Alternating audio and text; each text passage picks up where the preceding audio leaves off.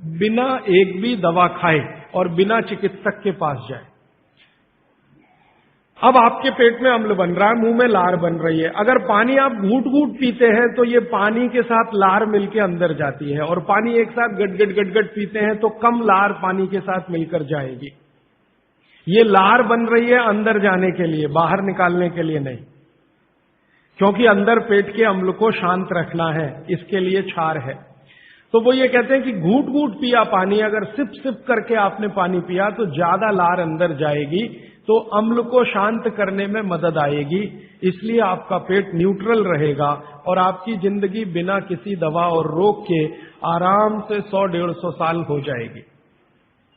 इसलिए पानी घूट घूट भर के पिए, और एक साथ गटगट पानी पिएंगे तो लार पानी के साथ मिल नहीं पाएगी, तो अंतिम रूप में जब वो पहुंचेगा पानी तो खाली पानी होगा, और वो उतना न्यूट्रलाइज नहीं कर पाएगा, पेट को उस तरह से सामान्य अवस्था में नहीं ला पाएगा। हालांकि पानी भी अम्ल को कम करता है, क्योंकि अम्ल में पानी मिलाओ तो अम्ल की ताकत कम होती जाती है, तो पानी कम तो करेगा, लेकिन लार के साथ जो पानी कम करेगा वो बिल्कुल अद्भुत होगा।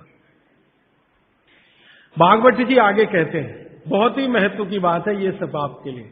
वो ये कहते हैं कि जो व्यक्ति सिप सिप करके पानी पिए, वो देखें जानवर कैसे पीते हैं। चिड़िया कैसे पानी पीती है? चिड़िया एक ड्रॉप उठाती है, आप ध्यान देना, चिड़िया एक ड्रॉप उठाएगी, फिर उसको ऐसे ऐसे मुंह में चलाएगी, फिर पिएगी, फिर दूसरी ड्रॉप उठाएगी, फिर ऐसे ऐसे चलाएगी, फिर पिएगी। ऐसे कुत्ता है, पानी को चाट चाट के पिएगा, शेर पानी को चाट चाट के पिएगा। ज्यादातर जानवर पानी को ऐसे ही पीते हैं। वो जानवर हमसे ज्यादा स्वस्थ हैं, किसी को डायबिटीज नहीं है, कोई ओवरवेट नहीं है। हाँ, किसी को डायबिटीज नहीं, कोई ओवरवेट नहीं, किसी को जॉइंट्स पेन नहीं, किसी को कुछ नहीं, क्योंकि वो पानी पीने का नियम जानते हैं। बाघ भट्ट के पक्के चेले हैं ये सब जानवर, बिना बोले और बिना कहे। तो आप भी हो जाइए। भागवत जी कहते हैं कि पानी थोड़ा लीजिए, जैसे चिड़िया पीती है, उसको मुंह में चिड़िया ऐसे ऐसे करती है ना, घुमाती है, तो आप भी पानी को थोड़ा घुमाइए, फिर पी जाइए। थोड़ा पानी लीजिए, मुंह में भरिए, पीजिए, फिर पानी भरिए, फिर भरिए, फिर पीजिए, ताकि इधर उधर की सब लार पानी के साथ मिलकर अंदर जाए। अब वो ये कहते हैं कि जो ऐसे पानी पी लेगा कोई रोग आने की संभावना नहीं, माने आपके सारे रोगों की एक दवा। तो मैंने ये एक्सपेरिमेंट शुरू किया, ये मैंने पढ़ा था 6 साल पहले। भागवत जी को मैंने 6 साल पहले पढ़ना शुरू किया, 3 साल पढ़ने में लग गया और 3 साल समझने में लग गया। तो 6 साल पहले मैंने ये सूत्र पढ़ा था। मैंने कहा यार कुछ लोग हैं जो बीमार हैं बहुत, मैंने कहा तुम करके देख लो, भागवत कह रहे गलत तो रिजल्ट आने वाला नहीं। तो आपको सुनकर हैरानी होगी, हमारे जो दोस्त हैं, सहयोगी हैं, जिनका वजन बहुत ज्यादा था, उन्होंने पानी सिप सिप करके पीना शुरू कर दिया, और भोजन के 1.5 घंटे के बाद पानी पीना शुरू। ये 2 सूत्रों का ही परिणाम है कि सबके वजन पहले से आधे हो गए। एक तो मेरा दोस्त है जिसको मैं कभी आपके सामने खड़ा कर सकता हूं, 140 किलो का था वो, और 1.25 साल हो गया, लगभग अभी 1.5 साल है, अब 70 किलो का है, बिना कोई दवा खाए, बिना भोजन में कोई बदलाव किए, सिर्फ पानी पीने का तरीका बदला। फिर मैंने डॉक्टरों से बात की कि ये चक्कर क्या है, तो उन्होंने कहा बात सीधी सी ये है कि जो लार है ना, ये दुनिया की सबसे अच्छी औषधि है, इसकी मेडिसिनल प्रॉपर्टी सबसे ज्यादा है। आपने जानवरों को देखा होगा, उनको कभी भी कोई चोट लगे तो वो अपने लार से ही ठीक कर लेते हैं, चाट चाट के, क्योंकि उसमें मेडिसिन है। तो मनुष्य की लार में भी है। अब वो ये कहते हैं कि भारत के वो मनुष्य या स्त्रियां और पुरुष बहुत ही दुर्भाग्यशाली हैं जो इस लार को अंदर ले नहीं जा पाते। जैसे तंबाकू खाने वाले लोग थूकते ही रहते हैं, उसको थूकते ही रहते हैं, थूकते ही रहते हैं। गुटखा खाने वाले लोग, मावा खाने वाले लोग थूकते ही रहते हैं, थूकते ही रहते हैं। तो डॉक्टर लोग कहते हैं कि वो जिंदगी की सबसे महत्वपूर्ण चीज को थूक रहे हैं, जिसको बनाने के लिए भगवान ने 1 लाख ग्रंथियां आपके मुंह में दी हैं। आप जानते हैं ये लार पैदा होने में 1 लाख ग्रंथियों का काम होता है। 1 लाख ग्रंथियां हैं जो रात दिन आपके लिए लार बनाती हैं, और आप गुटखा खा खा के उसको थूकते रहते हैं, तो सड़क तो खराब करते ही हैं, अपने को उससे ज्यादा खराब करते हैं। तो मेरी हाथ जोड़कर विनती है कि आप में से कोई लार थूकने वाला हो, थूकने वाला आदमी, ये तो भागवत जी की डिक्शनरी में नहीं है। वो कहते हैं कि एक ही कंडीशन में आप कुछ थूक सकते हैं, जब कफ बहुत बढ़ा हुआ हो तभी, बस उसके अलावा दूसरी कोई कंडीशन नहीं कि आप थूकें। तो यहां तो बिना कफ बढ़े हुए तंबाकू खा खा के, गुटखा खा खा के थूक रहे, तो ये थूकना नुकसानदायक है। गुटखा तो नुकसानदायक है ही, तंबाकू तो और भी नुकसानदायक है, उससे भी ज्यादा थूकना, तो मत थूकिए। तो फिर आप कहेंगे जी पान खाएं, तो पान खाने के लिए नियम बताया, बहुत माइक्रो लेवल पे कैलकुलेशन है भागवत जी। वो कहते हैं कि पान खाओ तो कत्था मत लगाओ, बिना कत्थे का पान खाओ, थूकने की गरज ही नहीं, क्योंकि जो भी खाओगे वो चूना है, कैल्शियम है, तो अंदर जाएगा, और वो कैल्शियम क्या क्या अद्भुत काम करेगा वो कल बताने वाला हूं मैं। तो वो कहते हैं कि पान भी खाना है तो थूकना नहीं है, कत्था है तो थूकना पड़ेगा, कत्थे बिना ही पान खाओ। माने हमारे पुराने पूर्वज और बुजुर्ग जो तंबाकू का नहीं, कत्थे का नहीं, सिर्फ चूना लगा के जो पान खाते हैं, वो भागवत के चेले सब के सब शिष्य उनके। तो वो कहते हैं पान भी खाना तो थूकना नहीं है, जो मुंह में लार के साथ पान है वो अंदर ही जाए, क्योंकि पान और चूना दोनों ही मेडिसिन है, एक वातनाशक है और दूसरा पित्तनाशक है, और कफ का भी नाश करता है। पान तो पित्त और कफ दोनों का नाश करता है, और चूना वात का नाश करता है। तो वो कहते हैं कि पित्त और कफ का नाश कर दिया पान ने, चूने ने कर दिया वात का, तो वात पित्त कफ तीनों ही संतुलित है, तो पान खाके तो जिंदगी भर निरोगी रह सकते। ये है। तो आपको पानी पीना है घूट घूट भर के, ताकि ज्यादा लार अंदर जाए, और पानी को बच्चों की तरह से मुंह में घुमाइए, जैसे बच्चे अक्सर करते हैं ना, वो बहुत अच्छी क्रिया है। ठीक है, अब आगे चलता हूं। आगे का एक सूत्र है भागवत जी का कि पानी कभी भी पिए तो ठंडा ना पिए। पेट को दुरुस्त रखने के लिए ही है ये सारे सूत्र आज जो मैं कह रहा हूं। पानी जब भी पिए तो ठंडा ना पिए। कैसा पानी पिए जी? तो वो कहते हैं कि आपके शरीर का तापमान देखें, उसके अनुसार के तापमान का ही पानी पिए, माने शरीर के तापमान के बराबर का पानी पिए, माने गुनगुना पानी पिए। गुनगुना शब्द है। एक शब्द कोमट, कोमट शब्द गुजराती है नहीं, मराठी है शायद। हाँ, गुनगुना पानी पिए। नवसे का पानी कहते हैं राजस्थान में, नवसे का हल्का गरम गुनगुना पानी पिए। कभी भी पानी की गर्मी शरीर के तापमान के ऊपर ना हो, ऐसा पानी पिए। तो अब आपका शरीर का तापमान है 37 डिग्री, तो 37 डिग्री अगर आप पानी को लेके जाएंगे तो वो गुनगुना ही होता है। रूम टेम्परेचर के ऊपर रहता है, बॉडी टेम्परेचर के बराबर रहता है। तो ऐसा पानी पिए, गुनगुना ही पानी पिए। क्यों? अभी मन में प्रश्न आएगा क्यों? हम तो जी ठंडा पानी पीते हैं, फ्रिज का पानी पीते हैं, बर्फ डाला हुआ पानी पीते हैं। तो भागवत जी इसको बहुत अच्छे से समझाते हैं, और आधुनिक विज्ञान का इसमें मैं जोड़कर आपको समझाता हूं। आप अगर ठंडा पानी पी रहे हैं, कल्पना करिए, तो पानी क्या करेगा? पेट में जाएगा सीधा सीधा, और पेट को ठंडा बनाएगा। जिसका जैसा गुण है वही तो करेगा ना।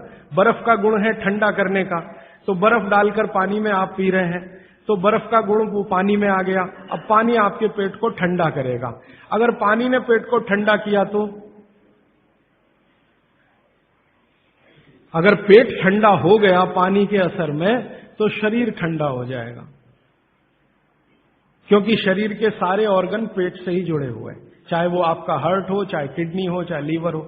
और अगर शरीर ठंडा हो गया तो जय राम जी की, जाइए यमराज के पास, यहां फिर आपके लिए कुछ नहीं है। तो पानी अगर पेट में गया और उसने पेट को ठंडा कर दिया, तो आप ठंडे हुए तो मर जाएंगे, मृत्यु आएगी। तो कभी भी ठंडा पानी ना पिए। एक विश्लेषण। दूसरा विश्लेषण कि अगर पानी आपने ठंडा पिया और आपका पेट जीवित है, जीवित होने से मतलब फंक्शनल है, काम अच्छे से कर रहा है, तो तुरंत पेट उस पानी को गर्म करने पर लगेगा। आपका जो जठर स्थान है ना, वो तुरंत उस पानी को गर्म करने पर लगेगा। तो पानी को गर्म करने के लिए उसको अतिरिक्त ऊर्जा की जरूरत पड़ेगी, और अतिरिक्त ऊर्जा उसको रक्त में से आएगी। तो शरीर के सब हिस्सों का रक्त पेट की तरफ जाएगा। थोड़ी देर के लिए शरीर के सारे हिस्सों का रक्त जो पेट की तरफ गया है, उसने बाकी हिस्सों में रक्त की कमी कर दी। मान लीजिए हृदय का रक्त पेट में चला गया, ब्रेन का रक्त पेट में आ गया, क्योंकि ब्रेन का सबसे पहले आता है, क्योंकि ग्रेविटी का फोर्स है ना, काम करता है, तो ब्रेन का सबसे पहले आता है, हृदय का उसके बाद आता है। दूसरे अंगों का रक्त सब पेट की तरफ गया, तो बाकी अंगों को रक्त की कमी आई। और ये कमी हर समय ऐसे ही आती रहे, आप ऐसे ही ठंडा पानी पीते रहे, ऐसे ही कमी आती रहे, पीते रहे, कमी आती रहे, तो एक दिन वो अंग काम करना बंद कर देंगे, क्योंकि उनको रक्त की सप्लाई कम हुई है। और वो अंगों ने काम करना बंद किया तो ब्रेन हेमरेज हो गया, वो अंगों ने काम करना बंद किया तो पैरालिसिस हो गया, वो अंगों ने काम करना बंद किया तो हार्ट अटैक हो गया। तो ये सारी बीमारियों को क्यों बुलाते हैं ठंडा पानी पी के? माने ठंडा पानी ना पिए। बागवती जी का मैंने मेरे जीवन में भी देखा। दुनिया में कुछ ऐसे लोग हैं जो एकदम चिल्ड वाटर पीते हैं। अमेरिका में, यूरोप में ज्यादा लोग चिल्ड वाटर पीते हैं। पानी को फ्रिज में रखते हैं और वो रखा रहता है 4-5 दिन, खूब ठंडा हो जाता है, फिर ऊपर से बर्फ डालते हैं, फिर पीते हैं। इतना ठंडा पानी पीते हैं। परिणाम क्या देखा है मैंने उन लोगों को देखा जो चिल्ड वाटर पीते हैं, वो सवेरे सवेरे अगर संडास घर में गए टॉयलेट में, तो 1-1 घंटे बाहर नहीं निकलते, कभी कभी तो 2-2 घंटे नहीं निकलते, बैठे ही रहते अंदर। उनको पूछो भाई क्या कर रहे थे 2 घंटे टॉयलेट रूम में? कहते हैं जी न्यूज़पेपर पढ़ रहे थे, मैगजीन पढ़ रहे थे। क्यों पढ़ रहे थे? टॉयलेट रूम तो न्यूज़पेपर के लिए बनाया नहीं है। तो कहते हैं टॉयलेट आती ही नहीं, माने स्टूल पास होता ही नहीं, संडास होती ही नहीं, उतरती नहीं, तो क्या करें। और वो बेचारे वहां बैठे बैठे कई बार इतने परेशान हो जाते हैं कि तरह तरह की आवाजें निकालते हैं, फिर भी नहीं आती। फिर वो गाना गाते हैं, मेरे सपनों की रानी कभी आएगी, वो आती नहीं है।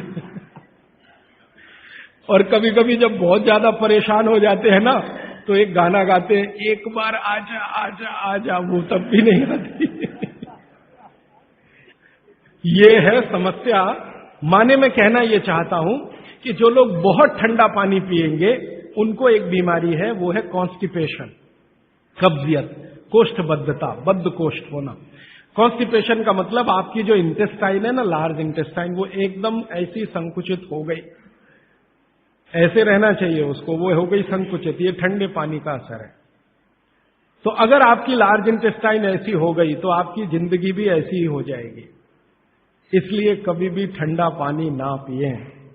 अब परसों एक बात मैंने कही थी कि फ्रिज का रखा कुछ ना खाएं, तो ये पानी भी उसी का हिस्सा है। फ्रिज का रखा हुआ पानी ना पिए, बर्फ डाला हुआ पानी ना पिए, आइसक्रीम कभी भी ना खाएं, क्योंकि वो भी ठंडी है।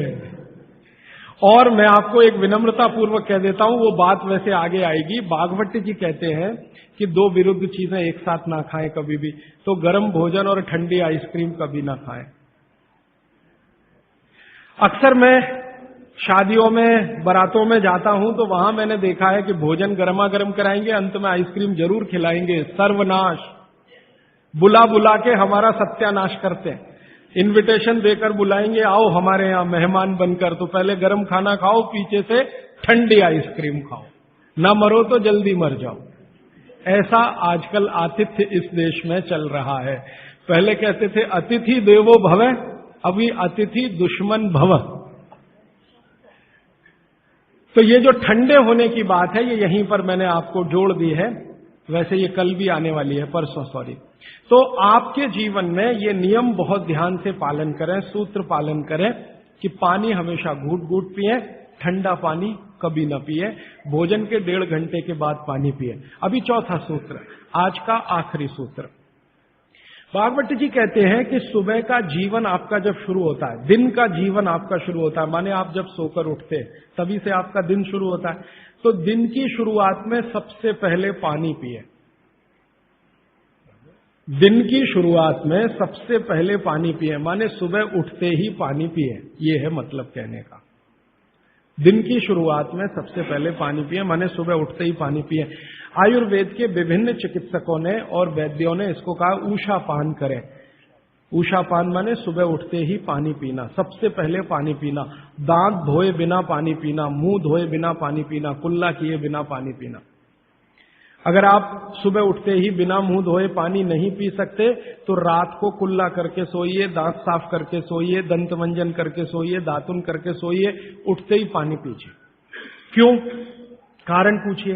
कारण उसका यह है कि रात भर जब आप सो रहे थे तो शरीर की सारी क्रियाएं तो शिथिल हो जाती हैं, लेकिन ये लार बनने की क्रिया ज्यादा शिथिल नहीं होती, ये चालू रहती है।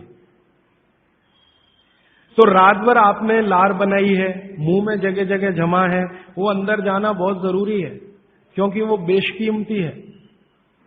भागवत जी कहते हैं कि ब्रह्म मुहूर्त की जो लार होती है वो बाकी 24 घंटों में सबसे ज्यादा कीमती है। तो सुबह सुबह जो लार बन रही है ये अंदर जानी ही चाहिए, इसलिए बिना कुल्ला किए पानी पीने का नियम है। इसी को ऊषापान कहा जाता है। तो सुबह उठते ही पानी पिएं। कितना पिएं जी? तो उन्होंने 1 से 1.25 लीटर का कैलकुलेशन दिया वयस्कों के लिए। वयस्क माने 18 से 60 साल, 1 से 1.25 लीटर। और 18 से नीचे वाले जो लोग हैं उनके लिए 1.25 लीटर माने 750 ग्राम, और 60 के ऊपर वालों के लिए भी 750 ग्राम, 750 ग्राम। 750 ग्राम माने कम से कम 2 गिलास बुजुर्गों के लिए, 2 गिलास बच्चों के लिए, और 3 गिलास आपके उम्र के लोगों के लिए। कम से कम इतना पानी पिए। पीने का तरीका मैंने बता दिया, वो घूट घूट सिप सिप करके ही पीना है, मुंह में घुमा घुमा के पानी पीना है। भागवत जी ने ये जो कहा ना सुबह की लार बहुत कीमती होती है, मैंने इस पर थोड़े कुछ एक्सपेरिमेंट किए पिछले एक आध साल। बहुत सारे कुछ पेशेंट ऐसे हैं जिनको डायबिटीज है, और डायबिटीज की कंडीशन में आप जानते हैं कि कोई घाव हो जाए, घाव तो जल्दी भरता नहीं। तो मेरे पास ऐसे कुछ 8-10 पेशेंट हैं जिनको ऐसी ही कंडीशन है। डायबिटीज होने के कारण शरीर में फुंसी हो गई, फोड़ा हो गया, घाव बढ़ गया, वो भरता नहीं। मैंने उनको दवाएं बंद किया होम्योपैथी का। फिर मैंने कहा भैया, भागवत जी ने कहा कि सुबह की लार बहुत कीमती है, तुम ऐसा करो सुबह उठते ही जो लार है ना उसको लगाओ तुम्हारे घाव पे, और आप देखेंगे चमत्कार। 15 से 20 दिन में घाव भरना शुरू, 3 महीने में बिल्कुल बराबर। एक तो मेरे पास गैंग्रीन का पेशेंट है, गैंग्रीन हुआ, डॉक्टर कहता था पैर काटना ही पड़ेगा इसका, कुछ होता नहीं अभी और कोई। उसने बेचारे ने साल भर लार लगा लगा के ही अपना ठीक कर लिया।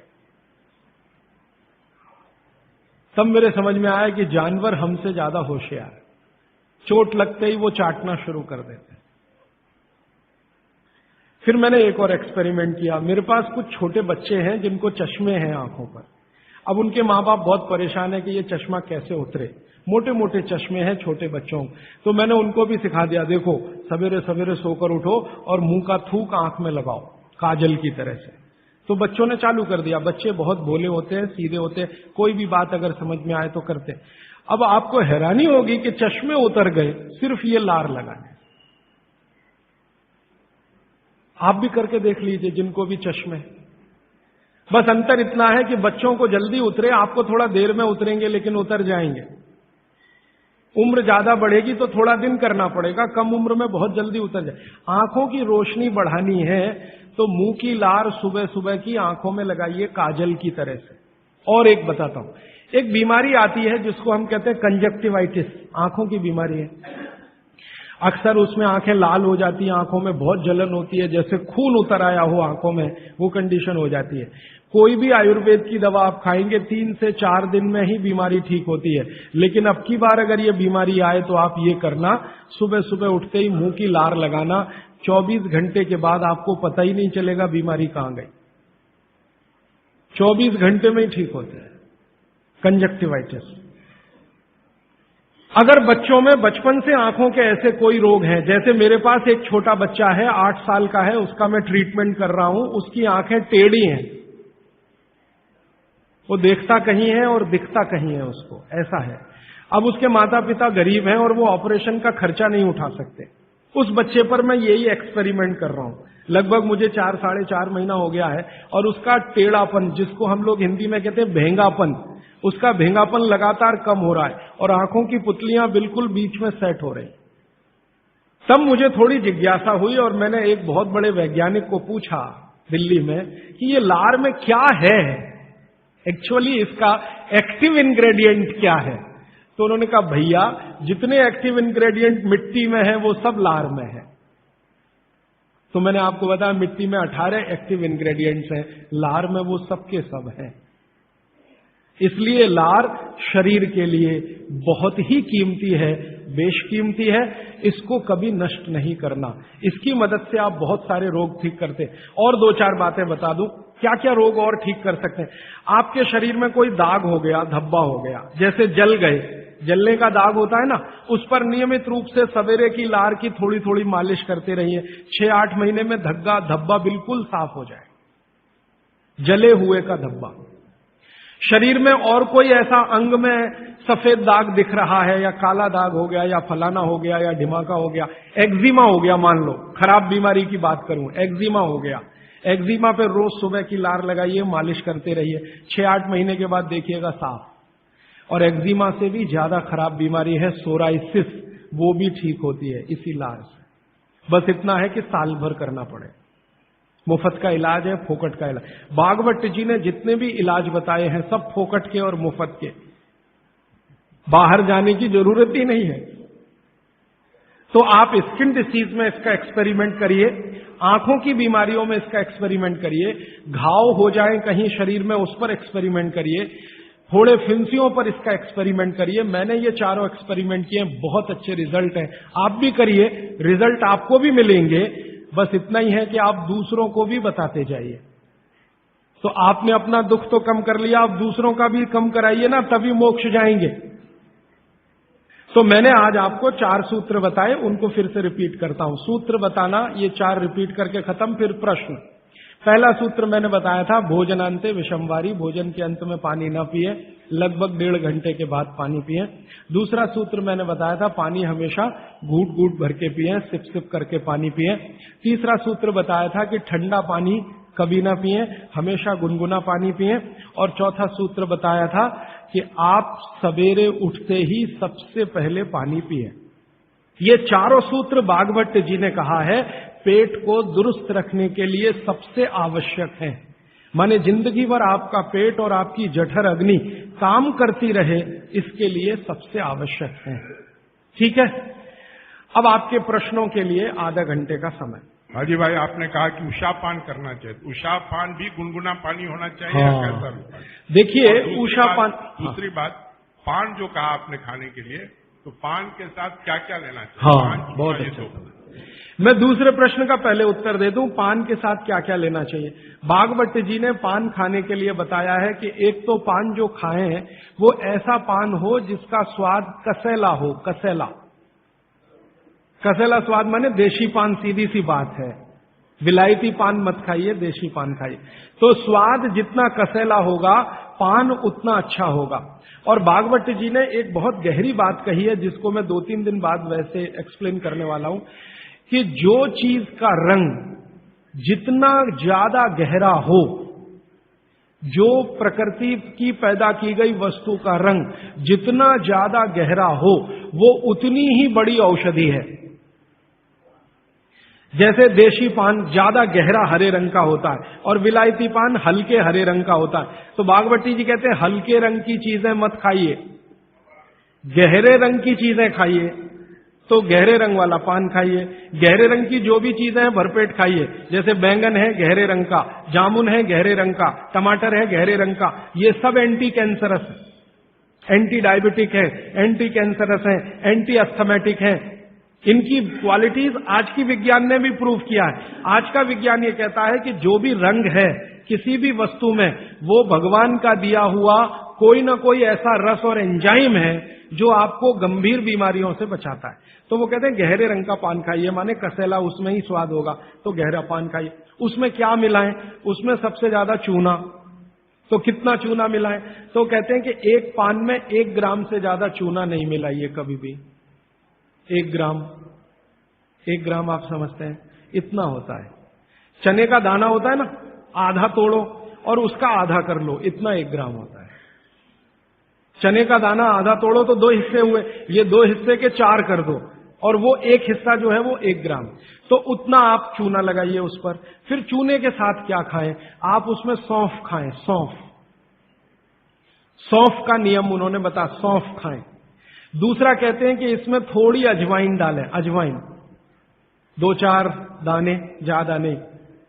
और वो कहते हैं लवंग डालें, लवंग माने लौंग, और कहते हैं बड़ी इलायची, और वो कहते हैं कि गुलाब के फूल का रस, मतलब गुलकंद जिसको आप कहते हैं। ये चीजें उन्होंने बोली हैं पान में नियमित रूप से खाने के लिए। अब इसमें उन्होंने जो बोली नहीं है वो बात ध्यान रखिए, सुपारी कहीं नहीं कहा, कत्था कहीं नहीं कहा, तो मैंने सुपारी और कत्था छोड़कर ही पान खाएं, ठीक है। तो पान में क्या खाएं।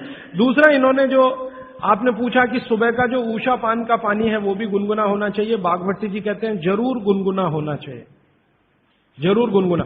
वो एक ही कंडीशन में कहते हैं कि अगर आप तांबे के बर्तन का रखा हुआ पानी सुबह पी रहे हैं तो उसको गुनगुना करने की जरूरत नहीं है, बाकी सभी पानी को गुनगुना करके ही पीना चाहिए। क्यों, ये जो तांबे के बर्तन में रखा हुआ पानी है उसमें वही क्वालिटी है जो गुनगुने पानी में है, इसलिए ताम्र पात्र के पानी को सुबह गर्म करने की जरूरत नहीं, रात में आपने भर के रखा, सुबह उठकर पी लिया। बाकी कोई भी पानी स्टील के बर्तन वाला है तो गुनगुना करिए, आप मिट्टी के घड़े का पानी है तो गुनगुना करिए। और आपके पास क्या होता है पानी भरने के लिए, और तीसरा कोई, एल्यूमिनियम में तो पानी कभी मत रखिए, प्लास्टिक में पानी कभी मत रखिए, स्टील वेसल्स में है तो गुनगुना करके ही पीजिए। स्टील वेसल माने स्टेनलेस स्टील के वेसल में पानी है तो गुनगुना ही पीजिए, मिट्टी के बर्तन का पानी है तो गुनगुना ही पीजिए। ताम्र पात्र एक उन्होंने कहा कि जिसके पानी को गर्म करने की जरूरत नहीं, सीधे पी सकते हैं। आप बोलेंगे जी क्या रोज दिन भर ताम्र पात्र का पानी पी सकते हैं, तो जरूर पी सकते हैं, 3 महीने, इसके आगे नहीं। ये आप जरा सोचिए ध्यान से। वो ये कहते हैं 3 महीने आप पी सकते हैं लगातार ताम्र पात्र का पानी, फिर बीच में 15-20 दिन का ब्रेक दे दीजिए, फिर 3 महीने पी सकते हैं, फिर 15-20 दिन का ब्रेक दे दीजिए, फिर 3 महीने पी सकते हैं। ये ब्रेक दे देकर पी सकते हैं। लगातार पिएंगे तो तांबे की अधिकता से होने वाली जो बीमारियां हैं वो हो जाएंगी। हाँ, सुबह तो लगातार पी सकते हैं, सुबह की तो कोई बात नहीं, ये पूरे दिन की बात हो रही है। कोई लोग ऐसे हैं कि पूरे दिन ही तांबे के बर्तन का पानी पीते हैं, तो बागभट्टी जी ये कहते हैं कि 3 महीने लगातार पीजिए पूरे दिन, फिर उसके बाद 15-20 दिन ब्रेक दे दीजिए, 15-20 दिन को दूसरा पानी पी, फिर आप वापस 3 महीने कर सकते हैं, फिर ब्रेक दे दीजिए, फिर तो 24 घंटे वाले जो लोग हैं ताम्र पात्र का पानी पीने वाले, उनके लिए ये नियम है। सुबह का तो ताम्र पात्र का ही सबसे अच्छा है जी। भोजन के बाद जो रस और मठा पीने के बताए थे आप, तो क्या ये आमदनी को शांति करेगी? हाँ, बहुत अच्छा सवाल है, बहुत अच्छा सवाल। देखिए, इस सवाल को मैं और थोड़ा विकसित करूं, मैं इंतजार कर रहा था कोई पूछे तो मैं बताऊं। ये सवाल कुछ इस तरह का है कि मट्ठा है ना, उसमें पानी ही है, आप जानते हैं, शायद उसमें 90% तक पानी है, दही तो सिर्फ 10% होता है, और जूस पी रहे हैं उसमें भी पानी ही है, और दूध पी रहे हैं उसमें भी पानी है। अब बागभट्टी जी एक तरफ तो कह रहे हैं कि खाने के बाद पानी मत पियो, और दूसरी तरफ कह रहे हैं मट्ठा जरूर पियो, दूध जरूर पियो, और फल का रस पियो, तो उसमें तो पानी ही है। तो क्या वो पानी जठर अग्नि को शांत नहीं करेगा? प्रश्न ये है। ये पूरा नहीं पूछ पाए, मैंने पूरा कर दिया। तो क्या वो पानी जठर अग्नि को शांत नहीं करेगा? इसका बहुत ही सुंदर एक्सप्लेनेशन बागभट्टी जी करते हैं। वो ये कहते हैं कि पानी का जो गुण है वो अपना कुछ नहीं, ये बात ध्यान से समझिए, पानी का जो गुण है वो अपना कुछ नहीं है, पानी को जिस पात्र में रखा है या जिसमें मिलाया है उसी का गुण वो धारण करता है। आपने एक पुराना गाना सुना है, पानी रे पानी तेरा रंग कैसा, फिर आगे है जिसमें मिला दो उस जैसा। तो पानी का रंग, गुण और धर्म तीनों ही वही होते हैं, वो जहां मिल गया। तो आपने पानी को मिलाया दही में, तो अब वो पानी का गुण नहीं है, अब वो दही का गुण धारण करेगा। पानी को आपने मिलाया जूस में, माने फल में, तो फल के जो गुण हैं वो पानी में आ जाएंगे। और पानी है दूध में, तो दूध के सारे गुण वो धारण कर लेगा। तो पानी अगर सीधा पी रहे हैं इंडिपेंडेंट, तब उसके अपने गुण धर्म होते हैं, लेकिन मिलाया हुआ पानी जब भी किसी वस्तु के साथ आप पिएंगे तो उस वस्तु का गुण पानी में आएगा। इसलिए मट्ठा पीने को खुली छूट है, पेट भर के पीजिए। दूध पीने को खुली छूट है, पेट भर के पीजिए। जूस पीने को भी खुली छूट